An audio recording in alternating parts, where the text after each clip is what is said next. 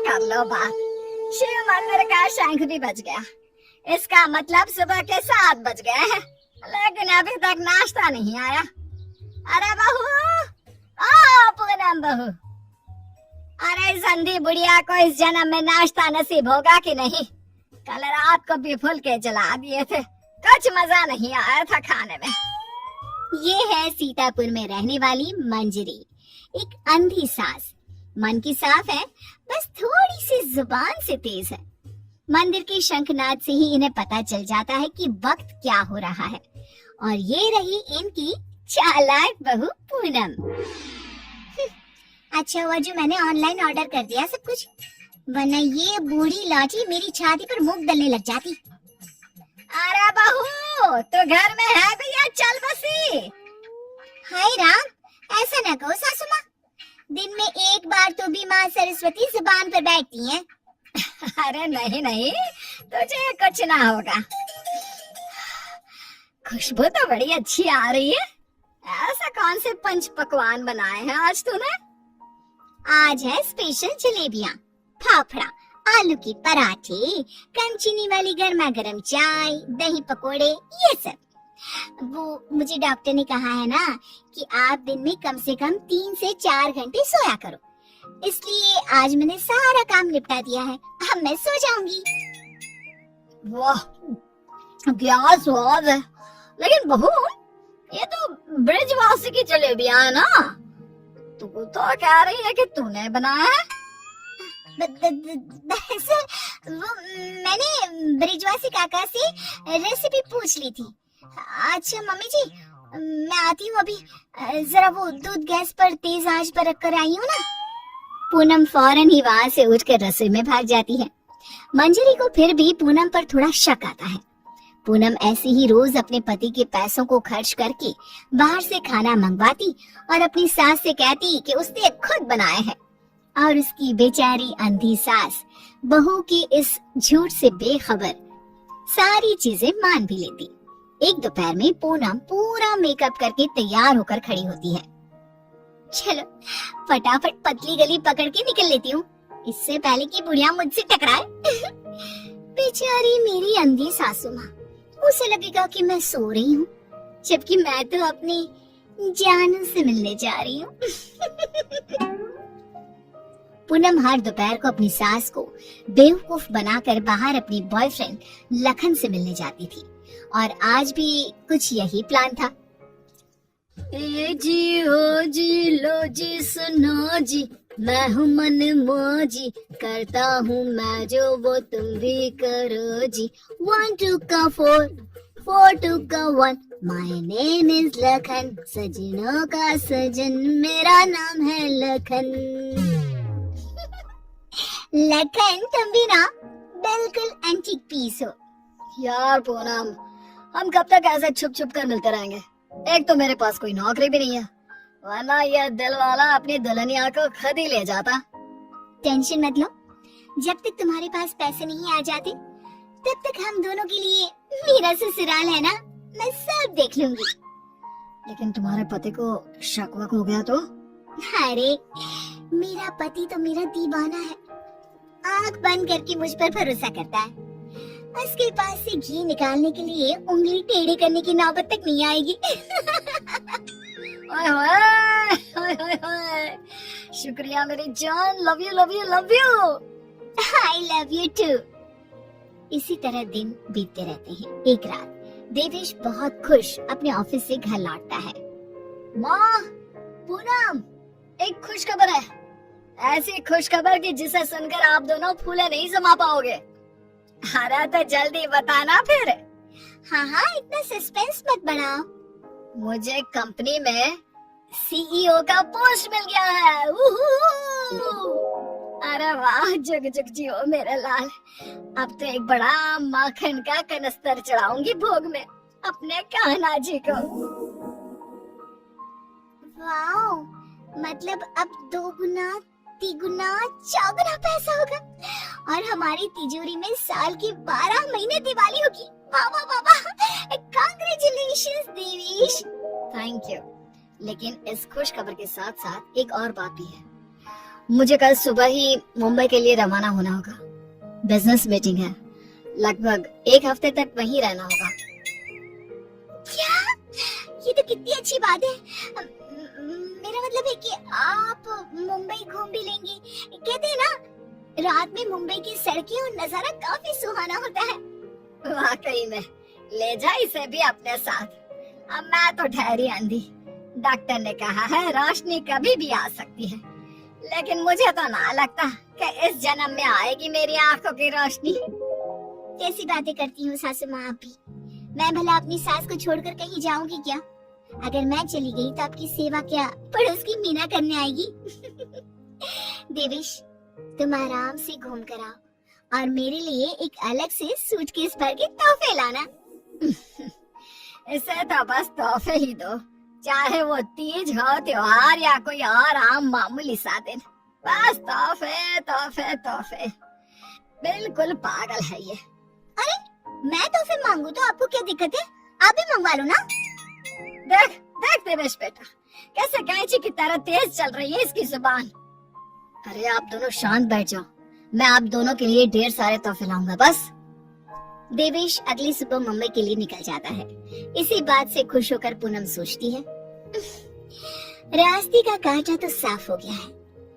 अभी मैं चुपके से मेरे लखन को घर पर भी बुला सकती हूँ। इस अंधी बुढ़िया को तो कानों कान भनक भी नहीं लगेगी। पूनम अब रात को चुपके से पीछे के दरवाजे के जरिए लखन को घर पर बुला लेती है। अब जहाँ सास घोड़े बेचकर खर्राटे मारते हुए सो रही होती है, तो वो बहू की बात करने की आवाज सुनकर तुरंत उठकर बैठ जाती है। ये आवाज किसी आदमी की लगती है, शायद बहू के कमरे से आ रही है। लेकिन नहीं, मैं भी कुछ ज्यादा ही दिमाग लगा देती हूँ। देख रही होगी कोई भूत या फिल्म। अब तो पति नहीं है घर में, इसलिए रात भर ऐसे ही करेगी ना। लेकिन अगर कल जल्दी नहीं उठी तो फिर मैं इसके कानों के पास जाकर बर्तन बजाऊंगी जोरों जोरों से। ये सिलसिला रोज चलता है और मंजरी को रोज लगता है कि पूनम टीवी पर कोई फिल्म देख रही है। एक दिन जब पूनम बाहर होती है, तभी मंजरी सोकर उठती है और आंखें खोलते ही उसे सब कुछ दिखाई देने लगता है। वो अपने आसपास सब कुछ देखकर काफी खुश और आश्चर्यचकित हो जाती है।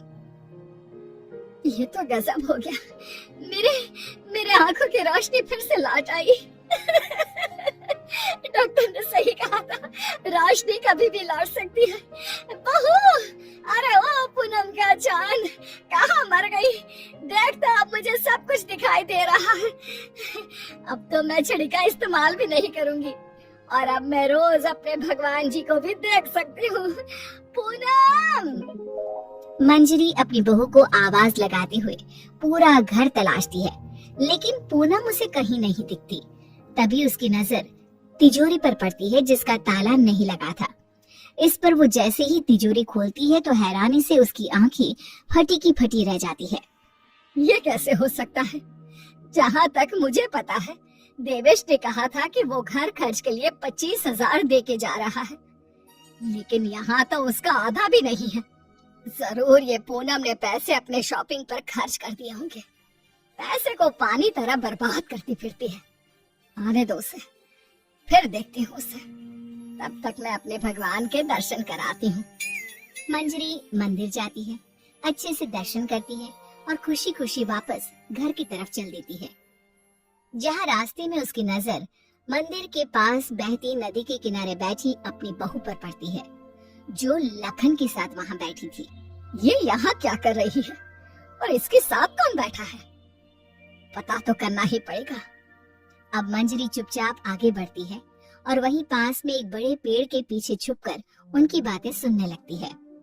सुनो लखन, कल मेरा पति आने वाला है। आज रात को तुम आना और हम दोनों पूरी तिजोरी पर हाथ साफ कर देंगे।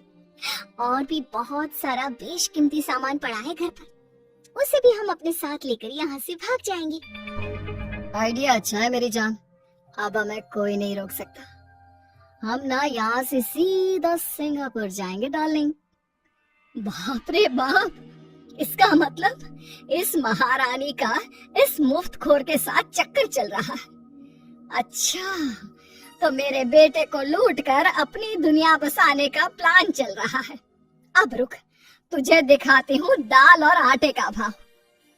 अब घर पे अच्छे से डोली सजाती हूँ तेरी विदाई के लिए। मंजरी वहां से चली जाती है और कुछ देर बाद जब पूनम घर लौटती है तो वो दोबारा उसके सामने अंधी होने का नाटक करने लगती है। अरे सासू माँ, व्हाट्सएप? अरे कुछ नहीं बेटा, बस वो देवेश की याद आ रही थी। अरे सासू माँ, इतना लोड क्यों ले रही हो? वैसे भी वो कल तक वापस आ ही जाने वाला है, फिर क्यों खामखा परेशान हो रही हो आप? वैसे भी कल से आप दोनों माँ बेटे अपने रोने के दिन भरने शुरू कर देना। क्या कहा? मेरा मतलब कल जब आएंगे एक हफ्ते के बाद, तब आप कर लेना ना भरत मिलाप, गली मिल के जी भर के रो लेना। अच्छा, ऐसा कह रही है क्या तू? ठीक है, चल बहू, मेरे ना घुटनों में काफी दर्द हो रहा है, थोड़ा बाम लगाकर मालिश तो कर देना बेटा। और हाँ, 2 दिन बाद 7 पंडितों को भोजन खिलाना है, उसके लिए मसाले भी तो तैयार करने हैं। सिलबट्टे पर ही पीसना है उनको, घर के पिसे शुद्ध मसाले चाहिए। लेकिन सासू माँ, मैंने जो कह दिया सो कह दिया, अब कोई आनाकानी ना करना, ठीक है? वरना देवेश को फोन करके बता दूंगी। हाँ, मंजरी अपनी बहू पूनम से जानबूझकर सारा काम करवाती है और ना चाहते हुए भी पूनम को वो सारा काम करना ही पड़ता है। आखिरी बार थोड़ी एक्स्ट्रा सेवा करा लेती हूँ इस नासपिटी कर्मचली से। मुझे इतने सालों तक उल्लू बनाया ना, अब इससे एक दिन में कैसे सूखी मिर्ची बनाती हूँ, देखना। सारा दिन काम करके पूनम अपने कमरे में जाती है और रात को लखन पीछे के दरवाजे से घर में घुस आता है। किधर है सारा माल? जल्दी करो, अपने पास बिल्कुल भी टाइम नहीं है। पूनम और लखन मिलकर सामान चुरा ही रहे होते हैं कि तभी वहाँ पर देवेश और मंजरी आ जाते हैं और उन्हें वहाँ देखकर पूनम और लखन के पैरों तले जमीन खिसक जाती है। देवेश, देवेश, तुम? सासू माँ, आप देख सकते हो? कैसे? तुझे क्या लगा तू हमें इस तरह चूना लगाकर आसानी से बचकर निकल जाएगी? पूनम, जो कुछ भी तुमने हमारे साथ किया है ना, मैंने कभी सपने में भी नहीं सोचा था कि तुम ऐसा करोगी। बहुत बहुत गलत किया तुमने। और तुम लंगूर लखन, तेरी तो ऐसी की तैसी। बचाओ, माफ कर दो भैया, माफ कर दो। लखन हाथ जोड़कर खड़ा हो जाता है, लेकिन देवेश उसे नहीं छोड़ता। वो तुरंत पुलिस को बुलाता है और पूनम और लखन को फ्रॉड और चोरी के केस में अरेस्ट करा देता है।